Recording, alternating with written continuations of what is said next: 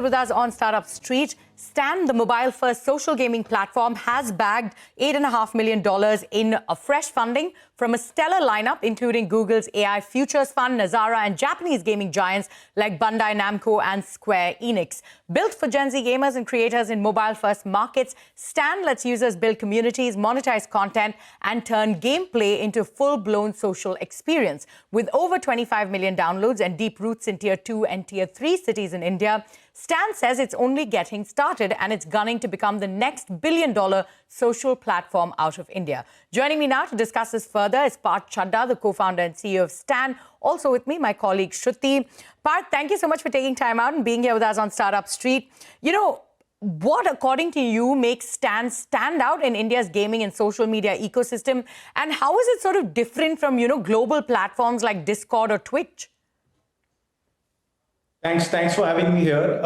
I think that's a brilliant question. I get this question a lot, right? So, see, Stan is basically India's leading gaming platform, which is a lot social, right? So, gaming is all about interactions. People want to chat, they want to hang out. So, it's basically the ultimate hangout place for audience who love gaming, right? And it could be like casual games, it could be like competitive esports, it could be anything. And if you look at how the market in gaming has evolved in the last couple of years, we've seen a lot of PC wave, but mobile disruption has really, taken this 10x, right? And if you look at Stan's growth as well, we've sought a lot for the mobile audience. I think the existing platforms which were there were really not making sense for the markets like India and other emerging markets. That's where we cracked, and there's something called as So Stan's biggest feature is the Stan Clubs. It's basically a chat room where these users hang out and they talk and they really build these true, connections. I always say that gaming is all about content, rewards, and companionship. Companionship is basically the fundamental stuff where it all begins. None of the existing platforms was really solving for the companionship. That's where we've really doubled down. And yeah, I think that's been the success driving force for us. And that has led to the organic growth. Sure. Parth, this is Shruti quickly stepping in. You spoke about gaming really evolving in the last couple of years. So tell us, what does this $8.5 million fundraise signal about investor confidence in Stan, and how are you planning to deploy this capital? Will it be across product markets, partnerships? Yeah, thanks, Shruti. So, this fundraise is definitely going to help us scale further. Like I said, we've just scratched the surface. India itself is about 550 million gamers.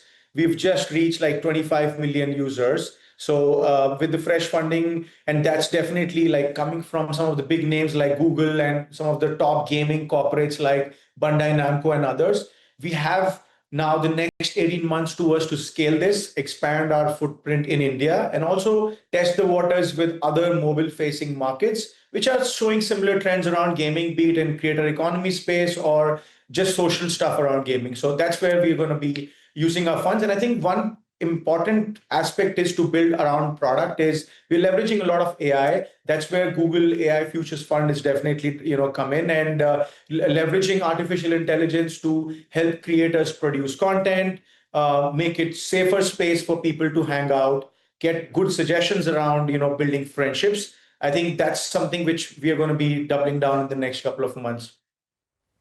All right. And, with over 25 million downloads, right, how is Stan sort of capturing this Tier 2 and Tier 3 market in India? What kind of behaviors are emerging from these non-metro gaming communities? That's a lovely question. I think I can tell you we were messing up in the first year. We were just building for the Tier 1 crowd, right? But if you look at gaming, it's all about masses. Like, people are making friendships around gaming. So it has to be supportive on low-end devices. It has to support even on 3G, 4G internet. Like, Stan works phenomenally well in a 4GB phone as well, right? So what kind of trends we saw was some of the big games, like, your shooter games, which are very popular, the social games, which are very popular in India, are loved by even the Tier 2, Tier 3, cities of India, right? Metro cities, definitely people have that mindset that there is a high ARPU, ARPU, which we see, but every Tier 2, Tier 3 city has a Tier 1 inside. But if you want to capture the masses, you got to make your product really accustomed to the audience. And that's what we've been building on. And it's very vernacular as well. Like we see a lot of people talking and chatting in different languages on the Stan platform. So I think these are some of the insights and trends which we've been noticing and just building around it. Right, let's take us through the kind of revenues you're clocking currently and where do you hope to end this year with, and how is Stan really helping creators monetize their fan base?